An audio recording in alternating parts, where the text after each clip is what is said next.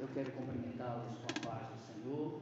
Amém. Meus queridos irmãos, para mim é uma alegria muito grande poder estar aqui com os irmãos nessa noite, para nós adorar o nosso glorioso Deus, né? Deus que é dono de tudo e da palavra.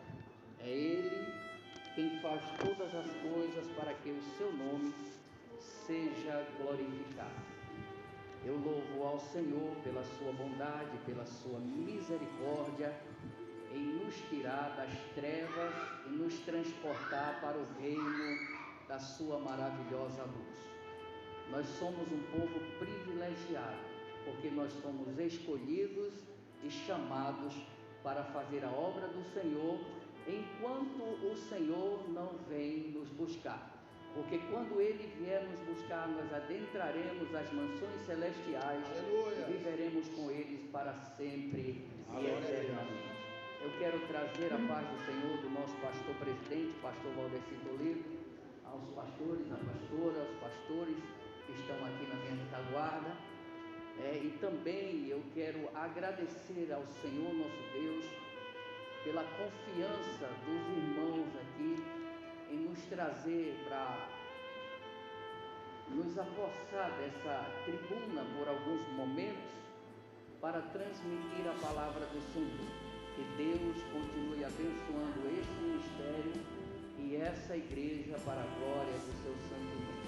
Meus queridos irmãos, também eu quero trazer a paz do Senhor da minha esposa. Ela está viajando, está trabalhando fora.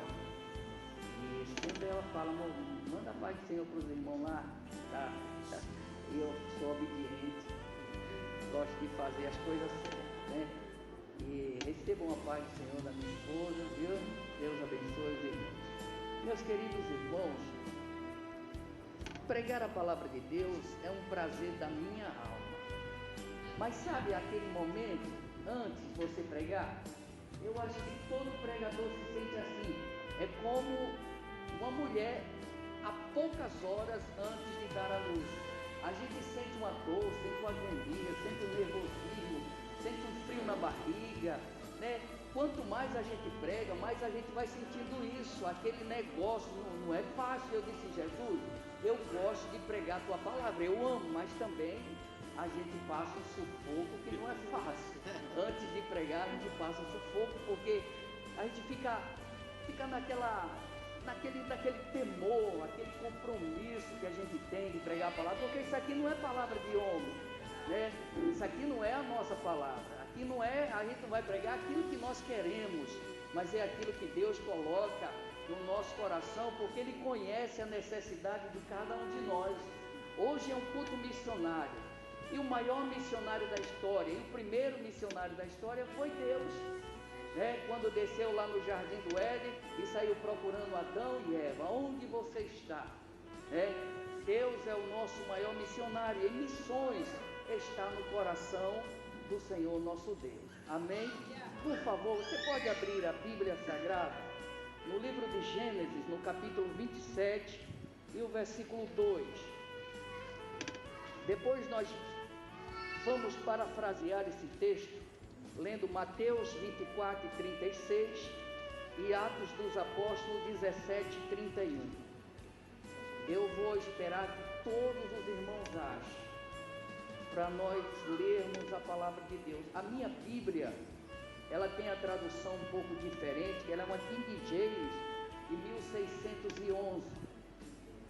É uma Bíblia que tem uma tradução um pouco diferente, mas a palavra é a mesma.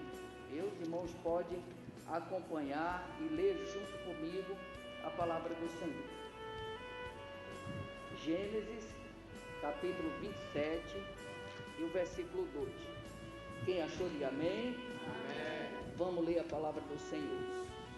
E ele disse: eis que agora estou velho, e não sei o dia da minha morte. Amém? Vamos para Mateus, capítulo 24 e o versículo 36. Mateus, capítulo 24 e o versículo 36.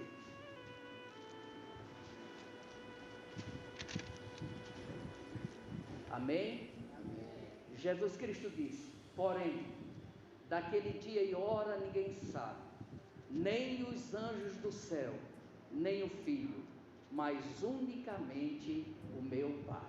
Amém? Vamos para Atos dos Apóstolos, capítulo 17, versículo 31.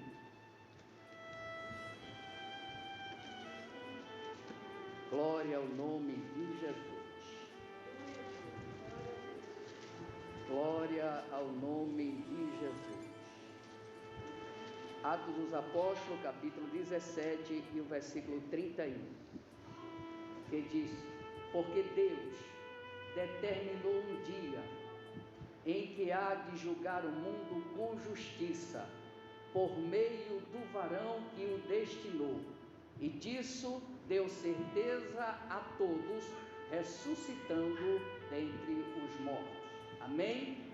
Pode assentar, por favor, dando glória ao nome de Jesus. Meus queridos irmãos, senhoras e senhores, o Senhor colocou esta palavra no meu coração, e eu, quando estava preparando, escrevendo alguma coisa, eu até estou com um rascunho aqui. Eu, quando comecei a meditar, o Senhor me deu um tema para essa mensagem, e eu quero trazer uma palavra de Deus, a mensagem do Senhor nosso Deus, com a ajuda do glorioso Espírito Santo, sobre esse tema: o dia desconhecido, uma urgência missionária. Amém? Você pode repetir: o dia desconhecido, uma urgência missionária. Mas por que o dia desconhecido?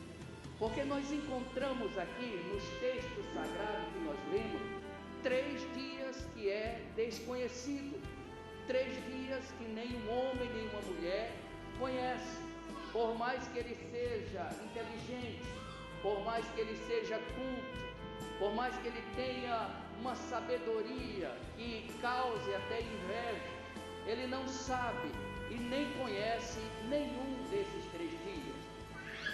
A palavra desconhecido do grego é apócrifos, que significa oculto e em segredo.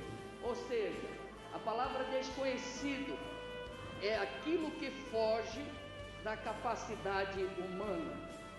A palavra de Deus diz aqui: Isaac, ele disse a Esaú, ele já estava velho, adiantado em idade, e teve o desejo de comer uma caça, que seu filho fosse caçar e fizesse uma comida especial para que ele comesse.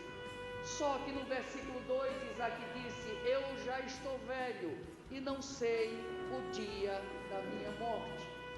O dia da morte, senhoras e senhores, é um dia desconhecido de todos os seres humanos da terra. Todo homem, toda mulher sabe que um dia vai ter que dar de cara com a morte, mas ninguém conhece esse dia, ninguém sabe esse dia, porque esse dia é desconhecido de todas as pessoas do mundo. Ninguém conhece o dia da morte. Se nós conhecêssemos o dia em que nós iríamos partir para a eternidade, todos nós nos prepararíamos antes, para que quando a morte chegasse, nós estaríamos preparados, prontos para enfrentar ela e descansar nos braços do Deus que criou os céus e a terra. Mas o que é o dia da morte? Aqui no texto sagrado nós sabemos que o dia da morte é um dia desconhecido de todos. É o dia que os médicos não conhecem. Os médicos são pessoas que mais lidam com a vida do ser humano. Quando nós sentimos qualquer coisa, nós vamos ao médico. E os médicos não conhecem o dia da morte. Eles não conhecem o dia da morte. Nem os juízes da terra também não conhecem o dia da morte. Ninguém aqui nesta congregação, dentro deste santuário, conhece o dia da sua morte. Ninguém conhece, senhoras e senhores. Ninguém conhece esse dia. Nós sabemos que a nossa vida A Bíblia fala que a nossa vida é como um conto ligeiro, a nossa vida é como navios veleiros, como disse Jó. A nossa vida é como um sopro, como disse o apóstolo Santiago. Jó disse que a nossa vida é como um vento que passa. Isaías disse que a nossa vida é como a erva, que de manhã nasce, à tarde o sol bate sobre ela, seca e ela já não existe mais. Essa é a nossa vida. Ninguém conhece, ninguém sabe que dia irá partir para a eternidade. Ninguém sabe. A nossa vida é como o dia que passa, o dia de ontem que passou e não volta mais. O dia de ontem passou e não volta mais. O que nós fizemos hoje, nós não podemos, o que nós fizemos ontem, nós não podemos fazer hoje, ou até mesmo se tentarmos fazer, nós não vamos fazer da mesma maneira que nós fizemos ontem. Assim é a nossa vida, queridos irmãos, ela passa, é como ontem e não volta mais. É como a erva que nasce pela manhã e à tarde seca e já não existe. A nossa vida na terra, ela é passageira. A nossa vida aqui na terra, ela é passageira. Nós nascemos, nós crescemos, nós envelhecemos e nós morremos. Há muitas pessoas que nem sequer chegam a atingir a uma fase adulta. Eu perdi uma filha com 15 anos de idade, meu braço direito, fazia tudo para mim, aquela menina. Ela começou a fazer as coisas para mim com 5 anos, pastora. Nós ficamos sozinhos, ela e mais 2 irmãos. E eu saía para trabalhar e quando eu chegava, ela tinha feito um bolo para mim da maneira como ela fazia. E ela sabia que eu gostava muito de bolo. E ela com 5 anos disse: painho, eu sou nordestino e lá no Nordeste os filhos chamam de painho. E ela chegou para mim e disse: painho, eu fiz um bolo de chocolate para o senhor. Eu disse: como assim? Ela disse: eu fui no mercado, eu comprei e eu fiz para o senhor, venha ver como está gostoso. Irmão, eu só comi porque foi ela que fez, mas se fosse outra pessoa não comia. Mas eu comi aquele bolo com tanto gosto, eu comi aquele bolo com tanta alegria, porque ela fez para mim com tanto carinho, a minha filha. 15 anos de idade, muitos hoje não chegam a atingir uma fase adulta pela situação que nós vivemos hoje, pelo mundo em que nós vivemos hoje. Mas esse dia ninguém sabe, ninguém conhece esse dia. O dia da morte é uma realidade, meus queridos irmãos. Jó, lá no capítulo 14, versículo 1, Jó disse, olha, Jó chegou para aqueles amigos e ele disse: todo homem nascido de mulher é de poucos dias. Ou seja, ele estava querendo dizer que todo homem nascido de mulher, um dia haveria de dar de cara com a morte, haveria de morrer. Se nós olharmos mais adiante, aí ele faz uma pergunta, e essa pergunta é arquivada na eternidade. No versículo 14 do capítulo 14, Jó faz a seguinte pergunta. Ele diz: morrendo o homem, porventura tornará a viver? Veja que pergunta. Jó estava passando uma situação muito difícil. E quando nós estamos passando uma situação difícil na nossa saúde, o nosso prazer é que a nossa saúde seja restaurada o mais breve possível, porque ninguém quer morrer. Eu estive evangelizando um monte de mendigos. E mendigos é difícil de você evangelizar por 2 razões. Eles falam muito palavrão e eles pedem demais. Só chega no reduto de mendigos quem ama o mendigo como ama aquela pessoa que está cheirosa, que está bonitinho, bem vestido. Só ama o mendigo, só evangeliza um reduto de mendigo, aquele que ama a Deus e ama a alma daquele povo e tem desejo deles irem para o céu. E ali, aquele mendigo, quando eu cheguei ali para evangelizá-los, eles começaram a falar palavrão, eles começaram a falar tanta coisa ruim, mas eu não quis nem ouvir, nem dar ouvidos àquilo que eles ouviam. E eu aí passei a falar de Jesus para outros que estavam ouvindo, que queriam ouvir. E aqueles mendigos começaram a chorar com a mensagem que Deus colocou no meu coração. E aquele que estava lá esbravejando, falando tanta coisa feia, de repente eu vi aqueles homens se aproximar e ouvir a palavra. E quando eu disse: qual de vocês quer entregar a vida para Jesus? A maioria levantaram as suas mãos e disseram: nós queremos Jesus, irmão, porque Jesus nos ama, independente da nossa situação. Eles têm desejo de salvação, é porque nós nos recusamos de levar a palavra para o mendigo. Mas aqueles mendigos daquela situação precária, eles não querem morrer. Por que não querem morrer, irmão Moisés? Porque a vida é boa. A vida é boa mesmo, a pessoa estando numa situação daquela, mas viver é muito bom. Contemplar o céu, a beleza, o sabor de uma comida que não é tão boa para eles, mas eles se sentem prazerosos quando comem alguma coisa. A vida é boa e ninguém quer morrer. Jó estava naquela situação e ele pergunta: porventura morrendo o homem tornará a viver? E eu acho engraçado que Deus não responde a pergunta de Jó. Deus não responde aquela pergunta. Passa anos e anos, quem sabe aquele homem ficou esperando uma resposta sobre a sua pergunta, aquela indagação.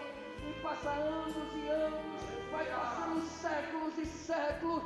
Quando chega, Deus inspira o escritor da carta aos Hebreus. Quando ele começa a detalhar o capítulo 9, aí Deus disse: agora eu vou responder a pergunta daquele que me fizera há muitos anos atrás. Aí no capítulo 9, versículo 27, aí Deus usa o profeta para dizer ao homem: está ordenado morrer apenas uma vez, e vindo depois disso o juízo. Vindo depois disso o juízo. O homem só morre uma vez. O homem só morre uma vez na vida. Ele só morre uma vez, meus queridos irmãos. E enquanto nós estivermos aqui na terra, nós temos que dar prioridade à vida. Como nós estamos aqui em um culto de missão, é claro que a maioria dos irmãos não queria nem ouvir falar de morte. Queríamos ouvir outra coisa, mas nós queríamos. Mas Deus, Ele se propôs colocar no meu coração essa palavra, para que nós entendamos e valorizemos a vida que nós temos. Quem sabe tantas pessoas têm tanta coisa, tem uma comidinha na hora certa, tem um café da manhã bom, tem uma janta, e muitas das vezes começa a reclamar de alguma coisa. Não reclame. Ame a Deus e priorize a sua vida, valorize a sua vida e a vida do seu irmão, porque Deus vai conceder grandes bênçãos para a vida de quem ama a sua vida e daquele que ama a vida do seu próximo. Quantas pessoas hoje partiram para a eternidade? Quantas pessoas irão partir para a eternidade ainda hoje? Agora eu pergunto, será que a maioria teve o privilégio de ouvir uma palavra do Senhor? Aleluia! Será que eles tiveram o privilégio de ouvir uma palavra de Deus? Alguém dizer: Jesus te ama e Ele pode mudar a tua situação. Hoje fica difícil, glória ao nome de Jesus. Glória ao mandarei, alamandarabacai. Sabe, eu estou sentindo uma graça de Deus tão boa aqui. Eu estou sentindo uma graça de Deus tão boa aqui. Hoje está tão difícil falar de Jesus. As pessoas andam numa velocidade tão grande que esquece que do seu lado tem alguém necessitado de ouvir uma palavra do Senhor. Às vezes aquela pessoa que está do teu lado está passando por um momento difícil. está enfrentando uma enfermidade no seu corpo e não quer falar para ninguém, para que isso não cause espanto. Quem sabe alguém do seu lado precisando de uma palavra, e muitas das vezes a correria do dia a dia toma o lugar do Espírito do Senhor trabalhar em nossos corações para resgatar a alma de homens e de mulheres que estão vivendo em situações precárias. Essa palavra, essa mensagem de hoje é uma mensagem de reflexão. Nós temos que refletir tanto na nossa vida como na vida dos nossos semelhantes. Glória ao nome de Jesus. Glória ao nome de Jesus. Jesus chamou-nos, sabe para quê? Para nós resgatarmos pessoas que estão lá no mundo, pessoas que, independentemente da posição social, mendigos, juízes, advogados, todas as pessoas da terra, todas precisam da salvação, ainda que não queiram ouvir, mas a nossa obrigação é dizer que Jesus salva, Jesus cura, Jesus batismo no Espírito Santo e Ele vai voltar. Glória ao nome de Jesus. Glória ao nome de Jesus. Há uma grande necessidade da igreja. Há uma grande necessidade da igreja. O meu coração ficou cheio de alegria quando a pastora, nosso presbítero Luciano, falou que é evangelização na praça. Oh, irmão, eu senti uma alegria tão grande. E a minha vida retrocedeu lá no ano de 1997, quando eu aceitei a Jesus como meu Salvador. Eu era viciado, irmãos, e as pessoas diziam que eu não prestava nem para morrer. As pessoas diziam que eu não prestava nem para morrer, porque a morte não me queria. E muitas pessoas passavam por mim e não falavam de Jesus para mim. Quando foi um dia, eu já estava, como diz a história, para lá de Bagdá. Aí eu ouvi um hino na casa do crente vizinho, e aquele hino entrou no meu ouvido, desceu para o meu coração, e naquela situação que eu estava, eu disse, eu vou na casa daquele irmão. E quando eu cheguei lá, eu comecei a ouvir aquele hino. O irmão disse, entre para cá, venha ouvir aqui dentro de casa. Eu digo, não. Eu disse, não, eu não estou em condições, olha a minha situação, meu irmão. Ele disse, mas venha. E eu fiquei ali fora ouvindo aquele hino, quando de repente ele fez uma pergunta para mim, e eu jamais me esqueci e jamais me esquecerei. Ele chegou para mim e disse, você quer aceitar a Jesus como seu Salvador? A minha resposta foi resoluta e imediata. Eu disse a ele, mas como? Como que eu vou aceitar Jesus se o povo diz que nem a morte me quer porque eu não presto? Como é que ele vai me querer? Aquele irmão olhou para mim e disse, ele quer você do jeito que você está.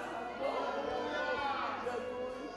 Eu olhei para ele e disse, é verdade que você está dizendo? Ele disse, é verdade. Aí eu disse, então se ele me quer, eu quero ele. E ele me abraçou, me deu um banho do sangue que ele derramou na cruz do Calvário. E além de tudo, além da salvação, ainda me deu essa graça de falar do seu grande amor. Aleluia! E quando Jesus me salvou, sabe qual foi o meu primeiro púlpito? E a minha primeira igreja que eu preguei? A rua foi o meu primeiro púlpito que o Espírito do Senhor me deu.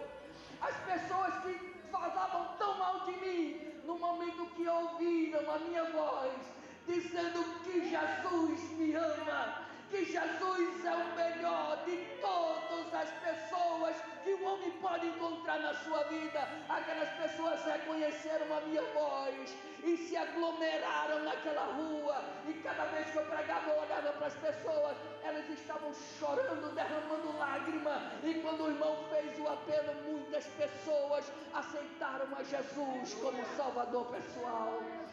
Há muitas pessoas lá fora que não vêm para a igreja, muitas das vezes porque se sente até envergonhado, porque não tem uma roupa boa, não tem um sapato bom e vê os crentes tudo bonitinho, perfumado, cheiroso, uma roupa tão delicada, eles têm vergonha, mas a nossa obrigação é de irmos buscá-los lá aonde eles estão e trazê-los para a casa de Deus, para que eles possam entender que nós não somos diferentes deles, nós somos iguais. A diferença é que ele não aceitou a Cristo, a diferença é essa, que nós já aceitamos a Jesus. Mas quando o indivíduo aceita Cristo, ele passa a viver a mesma vida que nós passamos a viver depois que aceitamos a Cristo. A evangelização é um dos meios mais excelentes para se ganhar alma para o reino de Deus. Mas, meus queridos irmãos, a hora está indo e eu quero terminar. Nós estamos falando da morte, o dia desconhecido. Alguém pode até me perguntar e dizer: irmão Moisés, mas o que é a morte? É uma pergunta que muitas pessoas fazem. O que é a morte? Alguém diz: a morte é uma caveira com capuz preto, com uma espada grande e terrível, que quando vem arranca o pescoço do indivíduo e ele morre. Isso é morte. Outras pessoas dizem que a morte é um demônio. Demônio não é demônio, não é uma caveira, nem também é um anjo. Eu vi alguém dizendo que a morte é um anjo. Não é um anjo. A morte não é um anjo. Se você pegar a sua Bíblia Sagrada, na carta do apóstolo São Paulo aos Romanos, no capítulo 6 e o versículo 23, Paulo declaradamente ele mostra que a morte não é uma caveira com pano preto na cabeça e uma foice na mão, não é um demônio, nem tampouco é um anjo. A morte, Paulo mostra que é a consequência do pecado. Paulo disse: o salário do pecado é a morte. Vejam, meus queridos irmãos, que Paulo apresenta a morte aqui como uma consequência do pecado. Mas o que é o pecado? O que é o pecado que traz uma consequência tão trágica para a vida do ser humano? O pecado, meus queridos irmãos, o pecado no hebraico significa errar o alvo ou o caminho. No grego é amartia. Pecado no grego é amartia, que significa falha, culpa e perca da marca. Meus queridos irmãos, uma coisa que me chama muito a atenção é o livro do patriarca Jó. Jó, ali Deus falou e inspirou Moisés a escrever coisas que impressionam aqueles que leem a Bíblia.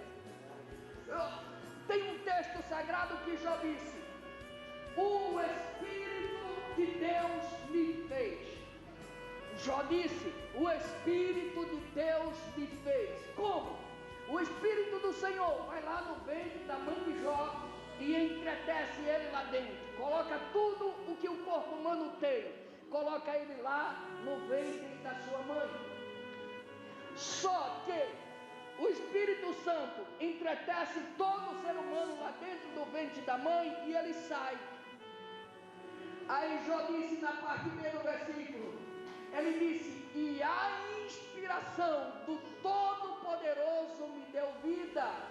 Ou seja, o Espírito Santo criou Jó no ventre da mãe dele. Aí Deus desce, entra no ventre da mãe de Jó e sabe o que ele faz? Ele coloca a sua boca na boca daquele feto ali e ele faz, ó, glória ao nome de Jesus. Aleluia! Aí ele disse: a inspiração, o hálito de Deus me deu vida. Oh, louvado seja o nome do Senhor. Você tem vida, porque essa vida é de Deus. O hálito de Deus está dentro de você, está dentro de mim, está dentro de nós. Quando nós nascemos, nós já nascemos com Deus dentro de nós, para a glória do seu santo nome. Você pode dar glória para Jesus aí?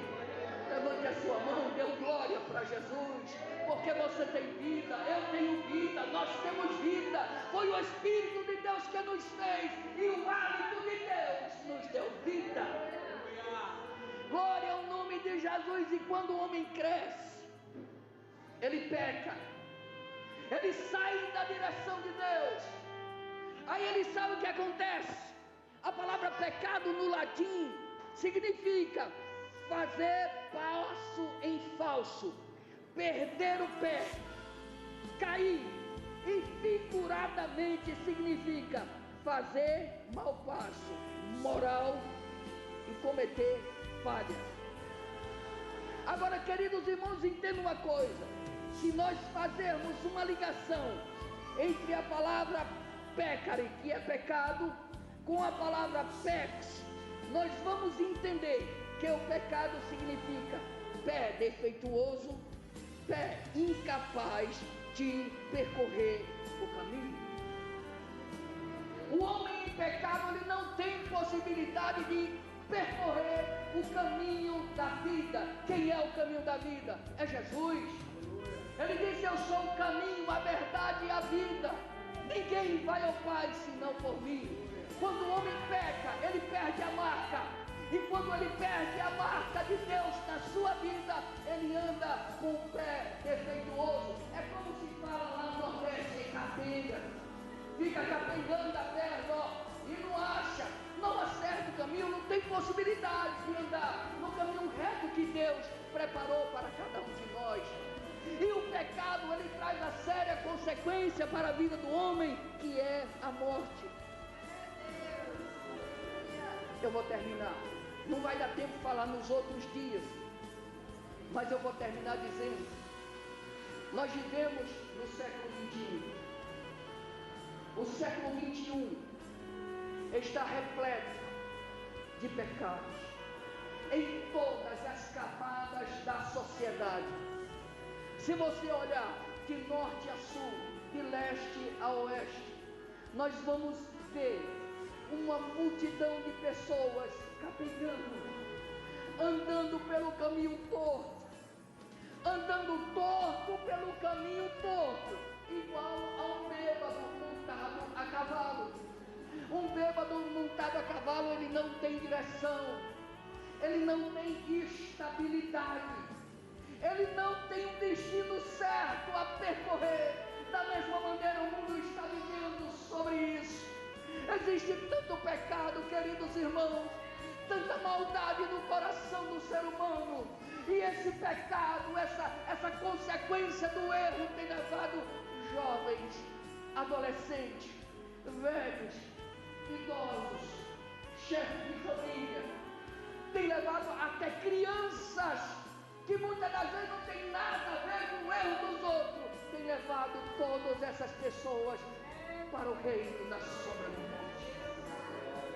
Muitas pessoas têm morrido, muitas pessoas têm morrido por causa da bebida alcoólica, muitas pessoas têm morrido por causa das drogas, muitas pessoas têm morrido por causa do sexo desenfreado, a prostituição,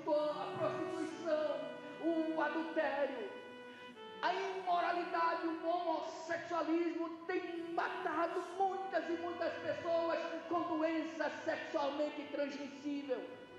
Dentro de casa, dentro dos lares, parece que o diabo, aquele miserável, inimigo do povo de Deus, porque ele não tem possibilidade de ser inimigo de Deus, porque ele não é inimigo nosso, porque equipara-se, porque comparar o diabo para ser inimigo de Deus é brincadeira, né? Deus tem todo o poder, Deus é todo poderoso, e Ele pode destruir o diabo a qualquer momento. Ele é inimigo nosso, Ele é inimigo nosso, e sendo inimigo nosso, de uma forma paterna, torna-se inimigo de Deus, porque o nosso pai biológico, quando alguém maltrata a gente, ele fica bravo, ele fica zangado, ele não permite que alguém nos maltrate da mesma maneira. Deus, parece que o inimigo tem entrado dentro dos lares de forma assustadora, pastor. tem levado os filhos para denegrir a imagem dos seus pais. Quantos e quantos pastores, pregadores, homens e mulheres de Deus têm filhos dentro de uma penitenciária? Quantos e quantos estão jogados no mundo do crime? Você pensa que é porque o pai não deu educação, não deu respeito? Não é por causa disso. É porque o inimigo tem raiva do pai e da mãe que ora, que jejuma, que paga preço diante da presença de Deus. O inimigo sabe que ele não pode dar de cara com o pai e a mãe que ora, mas o filho está de qualquer jeito, não lê Bíblia, não ora. Aí o inimigo pega e faz coisas terríveis na vida dos nossos filhos. A violência tem crescido assustadoramente, meus irmãos, e a morte parece que faz festa todos os dias. Parece que a morte faz festa todos os dias. Quem sabe está dando uma de boa, dizendo quem manda na terra sou eu.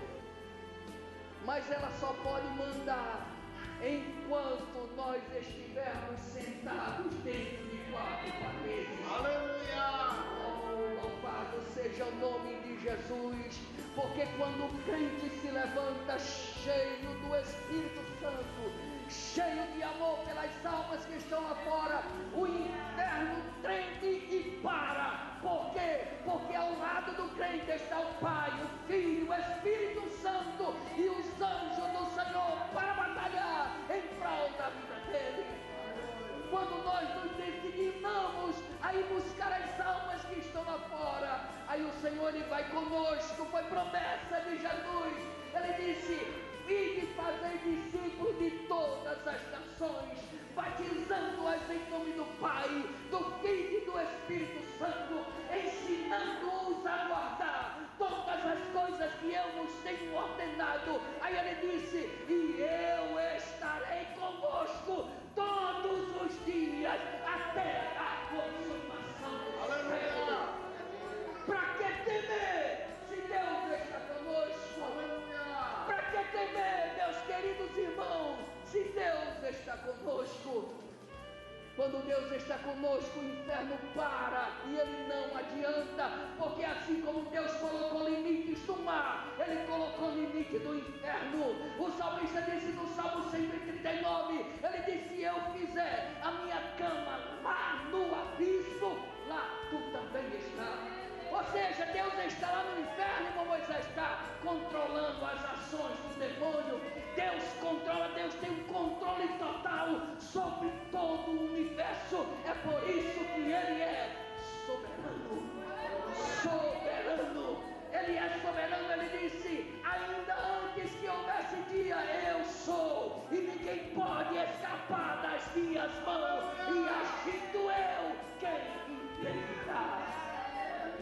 Ele é soberano. Ele é soberano. Se você se levantar cheio do Espírito Santo, Deus vai agir em prol da sua vida. Sabe aquele seu vizinho que bate na mulher? Você vai ter a autoridade de Deus e entregar uma palavra de Deus ao coração daquele homem. Sabe aquele vizinho seu que usa droga, aquela sua vizinha que bebe, aquele seu colega de escola, aquele seu amigo de trabalho que tem palavras ociosas na boca. Quando você abrir a sua boca e falar para ele uma só palavra: Jesus te ama. Essa palavra quebra. Essa palavra quebra todas as objeções do diabo. Quebra, meus queridos irmãos, porque Deus é amor. Aleluia. Tem muitas pessoas que ouvem tantas coisas no seu dia a dia, menos a palavra amor. São pessoas frustradas. São pessoas que se frustram com alguma coisa. E às vezes torna-se uma pessoa até uma pessoa má. Sabe por quê? Porque ninguém estende a mão para ajudá-la, para falar uma coisa boa. Aquela pessoa vive naquela situação, mas quando ela ouve uma palavra boa, ela para ouvir. Eu preguei a palavra de Deus durante 6 meses dentro de uma cadeia, dentro de uma prisão. E 3 meses que eu estava pregando lá, os policiais disseram: irmão, o que é que está acontecendo? Eu disse: como assim? Aqui mais ninguém mata ninguém, ninguém bate ninguém, ninguém briga ninguém. Quando a gente pega o preso e manda eles bater, ninguém bate. Todo mundo é Jesus para cá, Jesus para lá, Jesus para cá. Eu disse: por que você não faz a mesma coisa? Por que você não entrega a sua vida para Jesus? Sabe o que é isso? É Jesus que coloca a paz no meio da guerra. É Jesus que coloca a paz aonde só tem guerra. Ele chega e ele promove a paz. Sabe por quê? Porque ele disse: eu deixo-vos a minha paz, e a minha paz eu vos dou. Sabe o que é paz? Paz no original é prosperidade e saúde. No sentido civil é ausência de guerra, mas dentro do sentido do indivíduo, a palavra paz significa prosperidade e saúde. Foi o que aconteceu dentro daquela prisão. A prisão prosperou e houve paz, porque Jesus chegou lá. Quando eu coloquei meu pé ali dentro pela primeira vez, tremendo de medo, eu digo: irmão, dá medo. Quando eu cheguei, eu orei de 4 horas da manhã até 2 horas da tarde. Você acredita? Peguei a chave da igreja, fui para a igreja e cravei o joelho no chão. Orei de 4 da manhã até 2h30, 2 horas da tarde. Mas quando eu entrei ali dentro, daquela cadeia, eu senti um gosto tão grande de Deus, senti que Jesus estava comigo. E eu disse: o carcereiro pode abrir tudo aí, abre tudo, que eu quero esse povo bem pertinho de mim. O cara disse: você está doido? Os caras vão me matar, não, porque Jesus está aqui. É por sua conta. O capitão mandou, e eu era guarda civil municipal. Eu disse: o capitão mandou, pode abrir. E ele abriu. Meu amigo, meu irmão, meu pastor. Mas era tanto cara, tanta gente mal encarada, eu disse: eita Jesus. Aí eu comecei a pregar para eles no pátio. Só que um disse: ô pastor, eu era auxiliar de trabalho. Eu não era nem diácono, eu era auxiliar de trabalho. Lá em Alagoas, é auxiliar de trabalho para depois passar para diácono. Aí eu era auxiliar de trabalho. Aí eu disse: eu não sou pastor não, irmão. Eu sou auxiliar de trabalho. Ele disse: ali tem uma sala, eu vou colocar uma lâmpada lá e vou colocar um ventilador para você pregar. Eu disse: amém. Olha, sabe qual foi a mensagem que eu preguei? Preguei sobre um novo nascimento. Antes de eu terminar a mensagem, eu via homens chorando de joelho: eu quero Jesus, eu quero Jesus, eu quero Jesus. Aqueles homens que o capitão mostrou para mim, disse: aquele ali eu vou fazer isso, vou acabar com todos eles. Se renderam aos pés de Jesus. Se renderam aos pés de Jesus. Meus irmãos, deixa eu dizer uma coisa a você. O dia desconhecido é uma urgência missionária. Você, com a palavra de Deus, você pode livrar alguém da morte. Você pode livrar alguém da morte. Quem sabe até aquela pessoa está condenada a morrer, mas uma palavra de Deus que você proferir, Jesus faz o milagre. Faz o milagre e aquela pessoa não morre. Porque existem 3 tipos de morte. O homem no pecado, ele está morto espiritualmente. Para a morte espiritual tem jeito? Para a morte espiritual tem jeito? Tem. Para a morte espiritual tem jeito, porque o filho pródigo estava morto. Espiritualmente estava morto, pecou, mas quando se arrependeu, o Pai perdoou. E ele tornou o seu estado de antes. A morte física também tem jeito. Lázaro estava morto 4 dias. Jesus chegou lá e disse: Lázaro, saia para fora. Vou terminar a conta nesse testemunho. Veja só. Eu fiz um programa no rádio durante 10 anos, como auxiliar de trabalho. E Deus me dava muitas mensagens. E quando foi um dia, uma mulher levou um menino morto para ir orar por ele. Eu estava na igreja, aí o porteiro chegou e disse: irmão Moisés, tem uma família aí que está lhe chamando. Eu disse: tá bom. Aí eu fui lá, ela disse: olha, eu trouxe essa criança porque ela está doente, o médico desenganou, e eu trouxe ela para você orar. A minha mãe pediu para você orar por ele. Aí eu disse: vamos levá-la para o pastor. O pastor vai ungir e vai orar. Ela disse: não, a minha mãe pediu para você orar para o meu filho. Se a minha mãe pediu para você orar, eu não quero que o pastor ore, você ora. Olha, irmão, sinceramente, quando eu coloquei a mão na cabeça do bebê, estava duro, ele estava duro e gelado mesmo. Aí eu entendi que o menino estava morto. Eu disse: eita Jesus, que situação. Se eu orar e o menino não ressuscitar, eles vão dizer que foi eu que matei, vai dizer que foi a minha oração que matou o menino. Mas eu disse: não, se o Senhor mandou trazer, é porque o Senhor vai dar sim. Irmãos, eu levantei a mão fora da igreja e eu disse: Jesus, eu não tenho vida, mas o Senhor tem. Injeta o teu sangue sobre as veias desse menino e faça ele viver. Irmãos, de repente eu senti a testa do menino esquentar, a pele começou a amolecer, e aquele menino abriu os olhos. Quando ele abriu os olhos, não tinha a íris, não tinha essa bolinha preta, era só aquilo branco. Eu disse: meu Deus, que negócio é esse? E eu fiquei olhando e ele foi voltando, o olho foi voltando assim, ó, e de repente o gurizinho olhou para mim, deu um espirro. Aí eu disse: pode levar o menino, que Jesus curou ele. Jesus curou, é a palavra. Se nós usarmos a palavra de Deus, Jesus vai mudar a história de homens e mulheres. Tem muitas pessoas precisando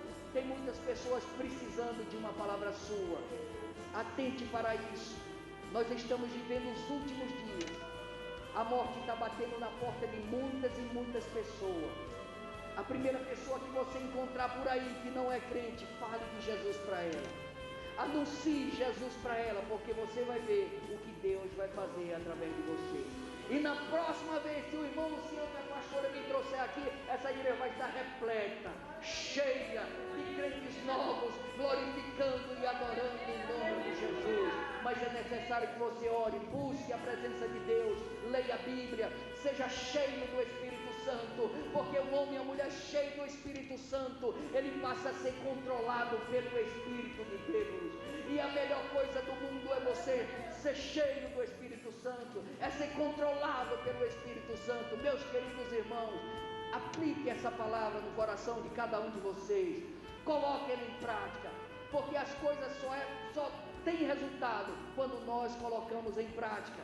Quando nós tornamos aquilo um hábito, então as coisas vão fluindo simultaneamente, paulatinamente, para a glória do nome de Jesus. Amém? Você dá uma glória para Jesus. Deus abençoe. Ore por nós, porque nós somos eternos necessitados. Pastor, muito obrigado, pastor, muito obrigado pela confiança, e ore por nós. Que Deus vos abençoe cada dia mais, em nome de Jesus. Amém?